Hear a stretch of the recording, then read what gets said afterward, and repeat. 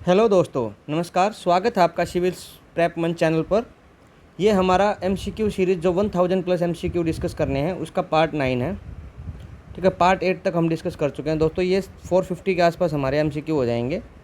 ठीक है, इसके बाद इससे नेक्स्ट जो पाइपलाइन में है वो यूपी का करंट अफेयर का एमसीक्यू सेशन और यूपी के बजट का हम एक में ही कंबाइन कर देंगे। एक ही सिंगल लेक्चर आ जाएगा दोस्तों। ठीक है, और जो ये इसके बाद जो पार्ट 9 के बाद फिर इस तरीके का एमसीक्यू सेशन रहेगा कि फिर मैं अवार्ड्स, अपॉइंटमेंट, सारी चीज़ें डिस्कस कर लूँगा वन बाय वन। ठीक है दोस्तों, तो इसी हिसाब से रहेगा। ये मेरे क्वालिफ़िकेशन है दोस्तों। मेरा 7 ईयर्स का एक्सपीरियंस है कम्पिटिटिव दुनिया का। ठीक है, मैंने स्टीफन्स कॉलेज से बीएससी ऑनर्स फिजिक्स किया है। आईआईटी दिल्ली से मेरा मास्टर्स है।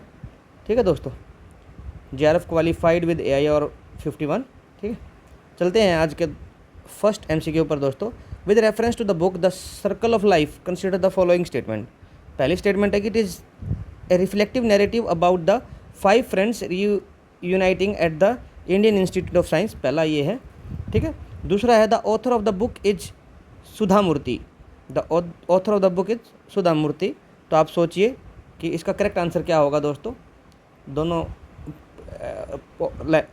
स्टेटमेंट 1 और स्टेटमेंट 2 दोनों पे सोचिए और फिर बताइए कि इसका करेक्ट आंसर क्या रहेगा।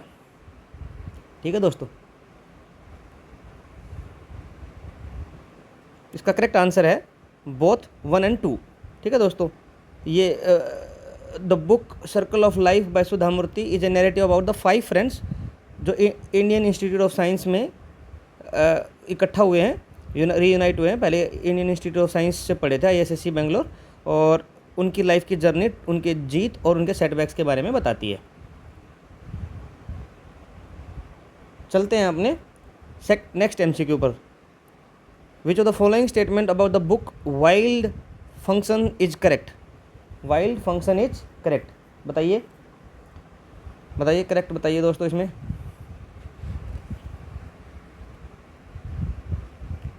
बताइए,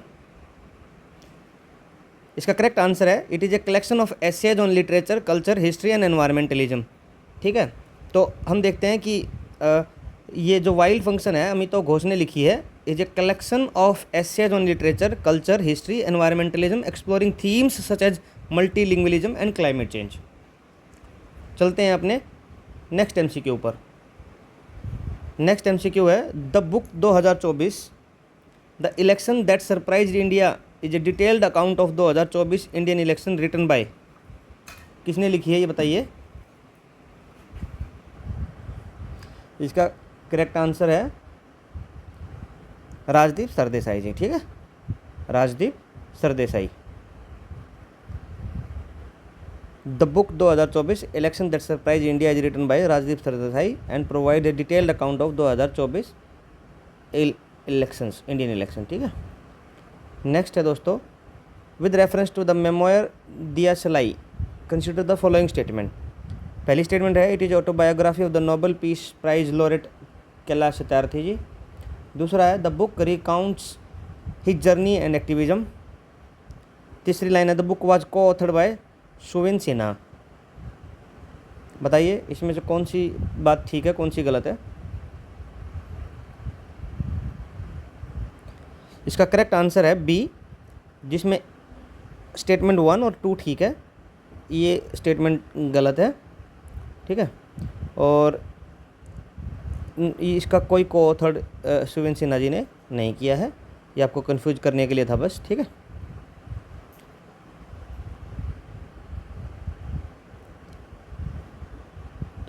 the book how India scaled mount G20 is account of India's leadership during G20 presidency. Who is the author of this book? सोचिए, मतलब 3-4 सेकंड का टाइम दे रहा हूँ आपको सोचने का, तब तक आप आंसर को सोचिए या फिर पॉज कर लीजिए अगर ज़्यादा टाइम चाहिए तो। ठीक है, मैं अपना आंसर मार्क करता रहूँगा। इसका करेक्ट आंसर है अमिताभ कांत। ठीक है, Amitabh Kant, farmer NITI Aayog CEO, author the book how India scaled mount G20 which details India's success during G20 presidency. Next MCQ है the book the Nehru development model history and its lasting impact was written by Arvind Panagariya who is also known for his role as the. किसी और चीज़ में भी इनका role है। इन चार में से कोई एक है, बताइए कौन सा है, बताइए।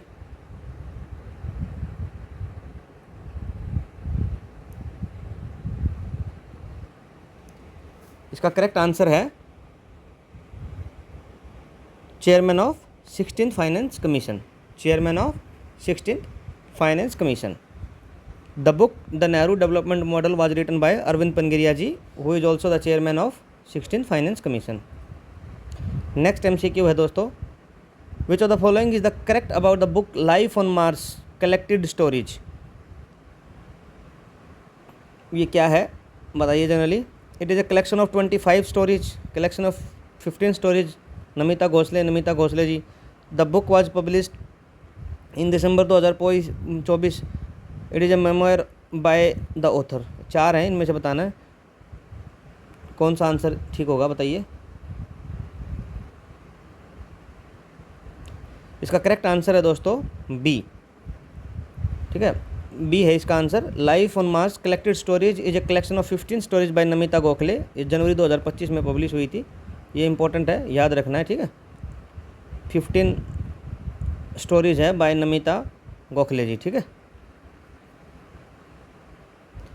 Karma child the story of Indian cinema ultimate showman is a biography of which film maker, बताइए।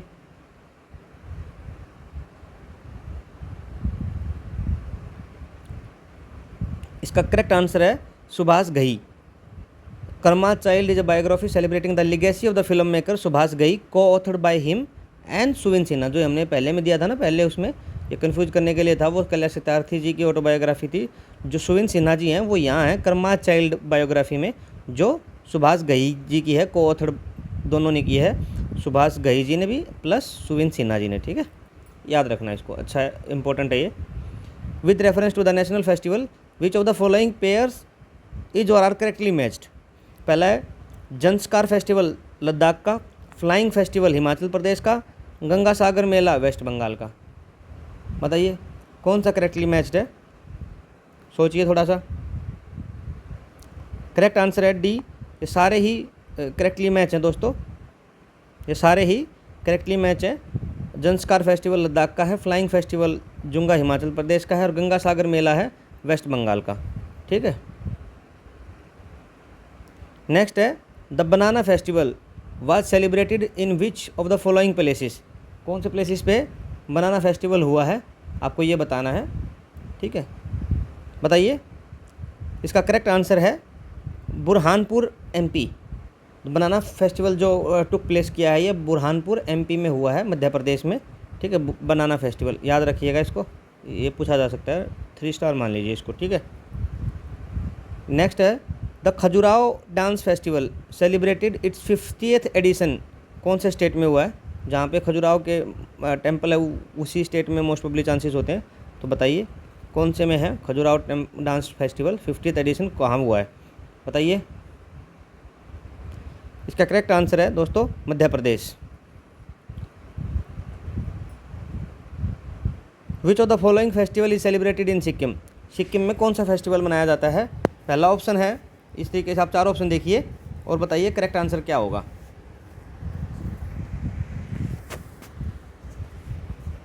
करेक्ट आंसर है सागा दावा फेस्टिवल, सागा दावा फेस्टिवल, ठीक है। नेक्स्ट है द पागा hornbill festival is celebrated in which Indian state. Pakke hornbill festival है वो कौन से स्टेट में मनाया जाता है, इसका बताना है आपको। इसका करेक्ट आंसर है दोस्तों अरुणाचल प्रदेश। अरुणाचल प्रदेश में मनाया जाता है पाके हॉर्नबिल फेस्टिवल, पाके हॉर्नबिल फेस्टिवल, ठीक है। उसके बाद नेक्स्ट है कौन सा पेयर करेक्टली इसमें से मैच्ड है। पहला है वरुणा इन इंडिया फ्रांस, एक मिलिट्री एक्सरसाइज है दोस्तों, ठीक है। Varuna India and France, Austra Hind India Australia, Naseem Al Bahar India Oman. इनमें से 4 में से बताइए कि कौन सा ऑप्शन ठीक रहेगा इन तीनों की मैचिंग देखकर। इसका करेक्ट आंसर है डी, ये सारे ही ठीक हैं। वरुणा इंडिया फ्रांस की है, ऑस्ट्रा हिंद इंडिया ऑस्ट्रेलिया की है, नसीम अल बहार इंडियन ओमान की है। ठीक है दोस्तों, नेक्स्ट चलते हैं। Tiger Triumph joint military exercise है इंडिया और किस दूसरी कंट्री की है, आपको बताना है। इसका करेक्ट आंसर है यूएसए। नेक्स्ट क्वेश्चन है, the joint military exercise Dustlik is conducted between India और किस और कंट्री के बीच में ये कंडक्ट की जाती है, ये आपको बताना है। बताइए। इसका करेक्ट आंसर है उज्बेकिस्तान। तो जो दस्तलिक एक्सरसाइज है ये इंडिया और उज्बेकिस्तान के बीच में है। ठीक है, नेक्स्ट है दोस्तों, इसमें न्यू प्रेसिडेंट ऑफ मैक्सिको कौन बने हैं, अभी अक्टूबर 2024 में हुए हैं। ये न्यू अपॉइंटमेंट की कैटेगरी में आता है। अभी देखो, अभी तो हम 3-4 5-5 आर्टिकल कर रहे हैं बस हर चीज़ से, जैसे मिलिट्री एक्सरसाइज से हुआ, अपॉइंटमेंट से हुआ, फेस्टिवल से हुआ।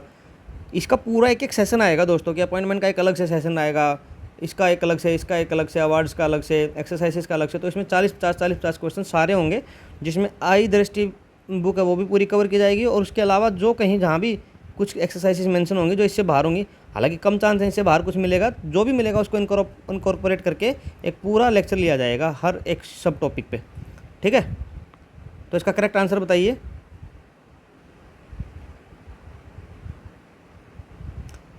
ये है क्लॉडिया शिनबॉन्ग।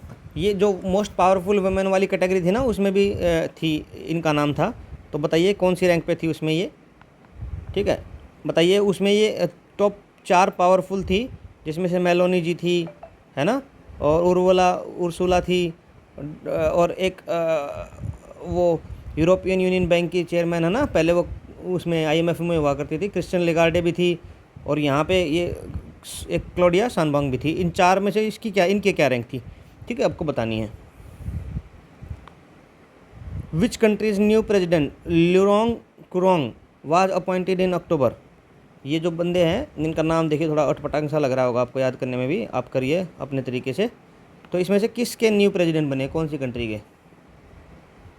इसका करेक्ट आंसर दोस्तों वियतनाम के बने हैं। ठीक है, नेक्स्ट है, विच of the following is correct regarding the appointment of शिरले बोत्सवे। ये हमने पहले भी पढ़ चुके हैं, तो ये आपके लिए बहुत ईजी होएगा। ये क्वेश्चन रिपीट है, क्योंकि ये पहले उस तरीके से पूछा था रिवर्स में, कि नीचे वाली स्टेटमेंट ऊपर रख के और इनका नाम पूछा था, तो हमने तब इस नाम पे क्लिक किया था। तो अब की बार ये थोड़ा उल्टा है, तो आप उल्टा बता दीजिए। बताइए। इसका करेक्ट आंसर है बी, कि she is the first African women to hold the position of secretary general in the Commonwealth of the Nations. ठीक है, Commonwealth of the Nations. Next है, 7th secretary general of Commonwealth of the nation is the first African women to hold such position. ठीक है, next है दोस्तों, कि who was appointed as the new director of the federal. ये भी हो चुका है, तो इसको भी छोड़ दीजिएगा। काश पटेल इनका है, ये रिपीट हो गया। 1-2 क्वेश्चन रिपीट हो जाता है दोस्तों, क्योंकि वो दोनों महीनों में या फिर एक बार अपॉइंटमेंट्स में, एक बार इकोनॉमी में अपॉइंटमेंट में डिस्कस हो जाता है ना, तो थोड़ा सा रहता है। जैसे ये इंटरनेशनल अफेयर में डिस्कस हो गया होगा पहले, फिर ये अपॉइंटमेंट में आया होगा, तो फिर से रिपीट हो गया होगा। तो ऐसे तो बहुत सारे अब आगे भी क्वेश्चन आएंगे जो अपॉइंटमेंट में फिर रिपीट होंगे, तो आपके लिए तो फ़ायदा ही है कि वो आपका रिवीजन हो जाएगा। ठीक है, अगला है, छाबार पोर्ट है एग्रीमेंट साइन हुआ है। पहली बात तो ये किस और किस कंट्री के बीच में, तो क्वेश्चन से एक आंसर हो गया, इंडिया और ईरान के बीच में। लेकिन फिर भी आपको ये बताना है कि पाकिस्तान को बाईपास करके इंडिया को कहाँ की एक्सेस देगा, ये आपको बताना है। सेंट्रल एशिया अफगानिस्तान की देगा, सेंट्रल एशिया मिडिल ईस्ट की देगा, यूरोप और अफगानिस्तान की देगा, अरबियन पेनिनसुला और सेंट्रल एशिया। जाने का तो कहीं भी जा सकता है, लेकिन एक वेल डॉक्यूमेंटेड प्लेस होता है, वो क्या है इसमें से। इसका करेक्ट आंसर है दोस्तों सेंट्रल एशिया एंड अफगानिस्तान। ठीक है, ये अपना इधर एक्सप्लेनेशन है। 10 years Chabahar port agreement was signed between India and Iran. India's access to Afghanistan and Central Asia by passing Pakistan. Next है, which 2 countries recently join the Schengen area. मतलब प्रोनाउंस देख लीजिए कैसे करना है इसको, शेंजन एरिया। ये वो एरिया है जो यूरोपियन यूनियन में देखो वो ऐसा बना रखा है जिसमें फ्री मूवमेंट होता है ना 28-30 कंट्रीज़ में। तो अब उस एरिया को 2 और कंट्री ने ज्वाइन किया है अभी, तो इनमें से वो कौन सी 2 कंट्री, वो आपको बताना है। 29 यूरोपियन कंट्रीज़ हैं जिसमें फ्री मूवमेंट होता है, फ्री मूवमेंट। तो अब इन 2 कंट्री ने भी इसको ज्वाइन किया है, कि इन 2 ने ज्वाइन किया वो आपको बताना है। इसका करेक्ट आंसर है Bulgaria and Romania, Bulgaria and Romania, BR। ठीक है।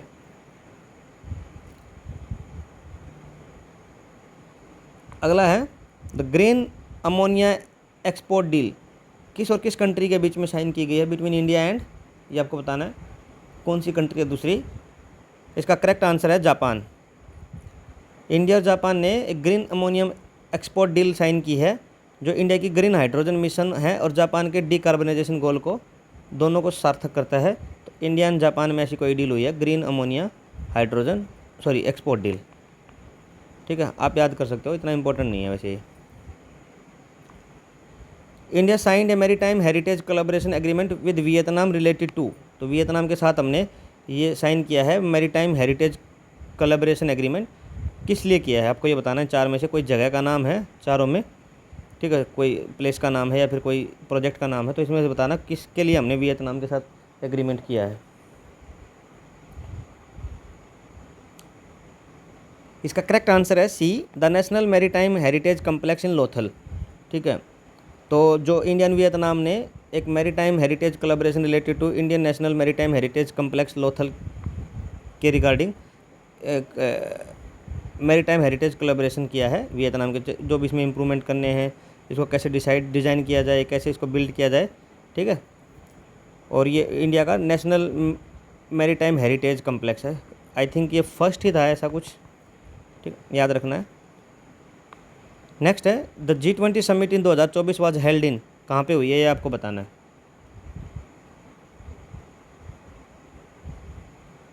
तो G20 के तो कई बार हो चुका होगा रिपीट, पहले उसमें भी हो चुका होगा जब हमने इसको MCQ डिस्कस किए थे, और उससे पहले करंट अफेयर डिस्कस किए तब भी हो गया होगा, तो बहुत बार रिपीट हो चुका है दोस्तों। तो इसका करेक्ट आंसर है Rio de Janeiro, Brazil, Rio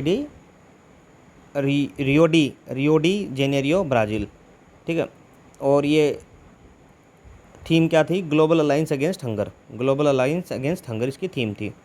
which country was admitted as a 10th member in Shanghai corporation organisation, 2 organisation में 10th मेंबर है दोस्तों। एक में तो अभी हम डिस्कस करेंगे SCO में हुआ है, और SCO के सारे मेंबर्स भी आपको लिखने हैं कि कौन कौन से हैं, जिसमें चाइना, रशिया और पहले कजाकिस्तान, किर्गिस्तान थे, फिर इंडिया और पाकिस्तान ने ज्वाइन किया था एज 7th और 8th मेंबर, 6 उज्बेकिस्तान ने किया था। ये सब हमने पूरा कम्प्रीहेंसिव डिस्कस किया गया अपनी करंट अफेयर की क्लासेज में। तो लेकिन आपको बताना है कि 10th मेंबर किसने ज्वाइन किया है। ठीक है, और एक जगह इंडोनेशिया ने 10th मेंबर ज्वाइन किया था। ठीक है, उसका हमने पिक्चर लगा के भी बताया था कि कहाँ किस ऑर्गेनाइजेशन में ज्वाइन किया था, उसका ही बताइए कि किस, बताना आप कमेंट सेक्शन में कि किस ऑर्गेनाइजेशन को ज्वाइन किया था। ठीक है, इंडोनेशिया ने भी। ठीक है, तो यहाँ बताइए लेकिन।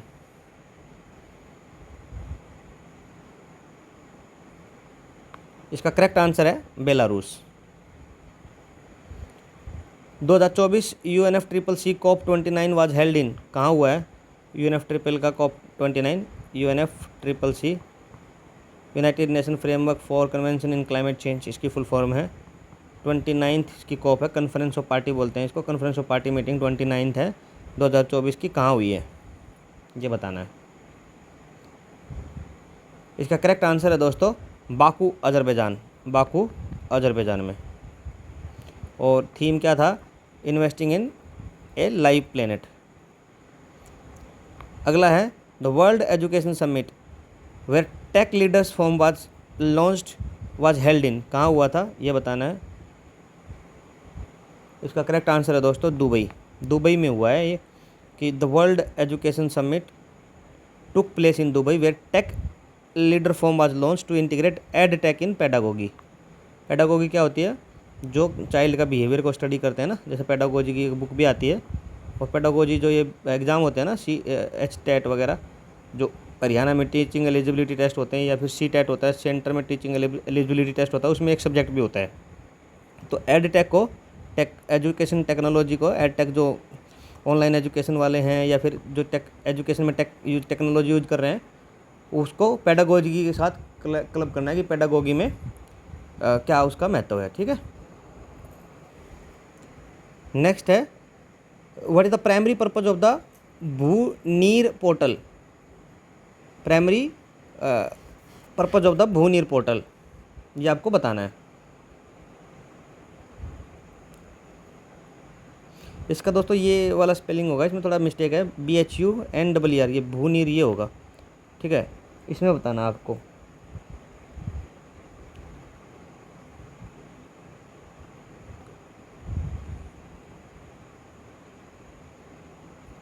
इसका करेक्ट आंसर है to manage ground water extraction permit, to manage ground water extraction permit.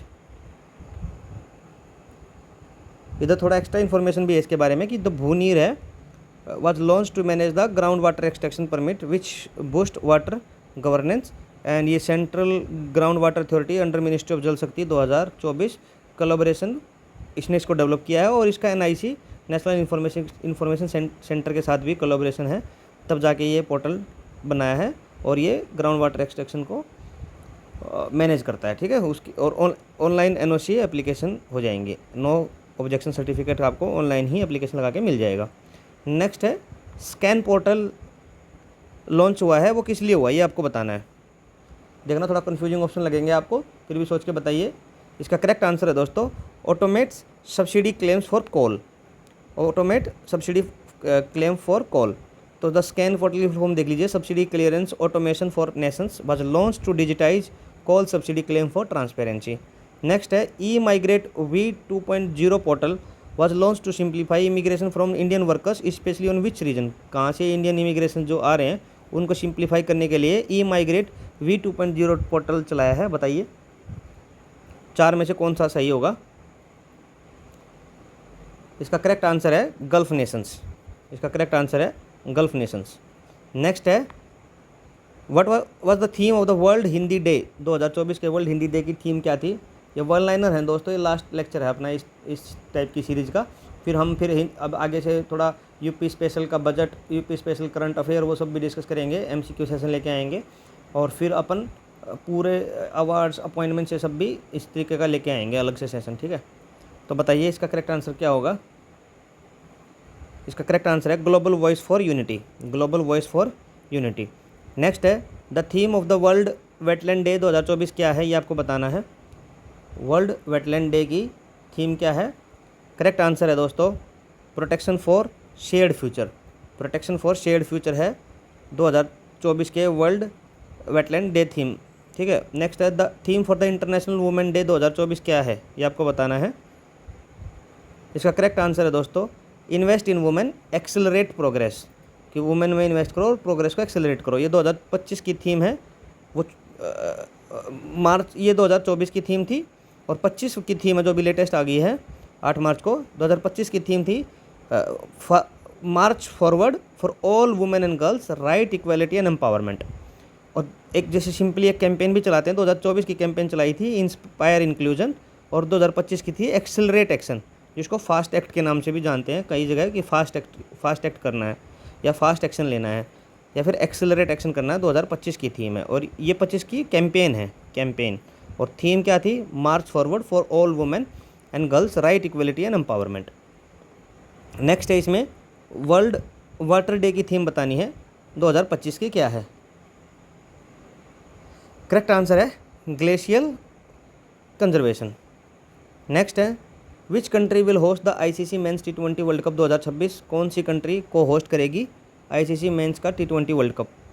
बताइए कौन सी दो कंट्रीज में होगा। इसका करेक्ट आंसर है India and Sri Lanka, India and Sri Lanka.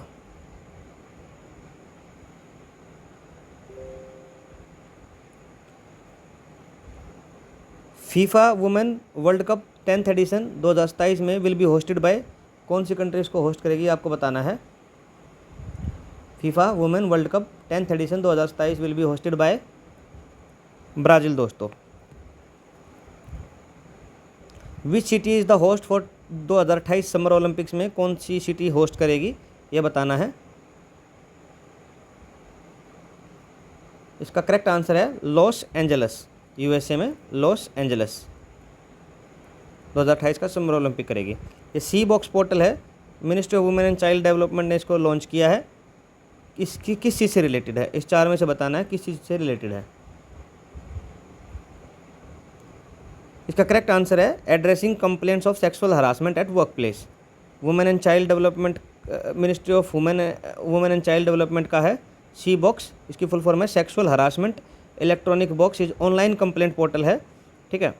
और ये single window access to women both government and private employees to lodge a complaint for sexual harassment at work place. और एक इंटरनल कंप्लेंट कमेटी होती है हर गवर्नमेंट ऑर्गेनाइजेशन या private organisation में, ठीक है। कुछ लिमिट होती है कि 10 से ज़्यादा वुमेन एम्प्लॉय होनी चाहिए, ऐसा कुछ होता है। अगला है which portal was launched by ministry of mines to promote AI mineral exploration. इसका करेक्ट आंसर बताइए। इसका करेक्ट आंसर है AI mineral hackathon. AI mineral hackathon जो गोवा में हेल्ड किया था, वहाँ पे एक पोर्टल है AI mineral hackathon, mineral exploration के लिए प्रमोट करेगा use of AI। E magazine सपनों की उड़ान रिलीज़ की है to commemorate the anniversary of which space mission. कौन से स्पेस मिशन को मनाने के लिए या उसको कमोमरेट करने के लिए, याद के लिए ई मैगजीन सपनों की उड़ान लॉन्च की है, उसका आपको बताना है। उसका करेक्ट आंसर है दोस्तों चंद्रयान 3। आगे चलते हैं। According to NCERT proposal how many bagless day will be implemented annually for class 6 to 8। भाई 6 से 8 तक के जो क्लास के बच्चे हैं, NCERT ने प्रपोजल किया है कि उनको बैगलेस डेज होंगे, जिसमें स्कूल में बैग नहीं लेके आएंगे। वो कितने दिन हैं, ऐसा जो NCERT ने प्रपोज किया है। पहली बात तो अपने में यही है कि किस ऑर्गेनाइजेशन ने इसको प्रपोज किया है, ऐसा कुछ पूछ लेंगे कि एनुअली 6 से 8 क्लास के जो बच्चे हैं वो बैगलेस आएंगे, इतने दिन आएंगे, कौन सी फर्म का है या कौन सी ऑर्गेनाइजेशन का। तो नीचे AICTC डाल देंगे, मिनिस्ट्री डाल देंगे कोई, और उसमें एक NCERT भी ऑप्शन में डाल देंगे, तो उसका करेक्ट आंसर हो जाएगा NCERT। तो इसका करेक्ट आंसर बताइए आप। इसका करेक्ट आंसर है 10 bagless days. 10 bagless days. Operation devil Hunt, operation devil Hunt counter terror operation है। किस कंट्री की फोर्सेस ने लॉन्च किया है ऑपरेशनल डेविल हंट। आपको ये बताना है किस कंट्री की फोर्सेस ने लॉन्च किया है। इसका करेक्ट आंसर है Bangladesh. Operational devil Hunt is counter terror operation launched by Bangladesh forces. Next है जनरेशन बीटा। चिल्ड्रन किस ईयर में जो पैदा हुए हैं उनको जनरेशन बीटा बोलते हैं अपन। ये पूछा जा सकता है, हालांकि इतना इंपॉर्टेंट नहीं है, फिर भी ऐसे न्यूज़ में था तो कवर कर लिया, लेकिन 2 स्टार इंपॉर्टेंट ही मानिए, उसको 2 स्टार ही देंगे हम, ठीक है। बताइए। इसका करेक्ट आंसर है 2025 में जो बच्चे पैदा हुए हैं उनको जनरेशन बीटा बोलेंगे। क्या बोलेंगे? Generation beta. अगला है which countries army launched operation Haska Night an anti terror mission against Boko Haram. ये एक टेररिस्ट ऑर्गेनाइजेशन है बोको हराम, आपने नाम भी सुना होगा। बोको हराम के against operation Haska night launch किया है। किस कंट्री की आर्म्ड फोर्सेस ने, आर्मी ने लॉन्च किया है? एंटी टेरर मिशन है, बताइए 4 में से। इसका करेक्ट आंसर है चाड। चाड के, ठीक है, चाड ने किया है बोको हराम के लेक चाड रीजन में,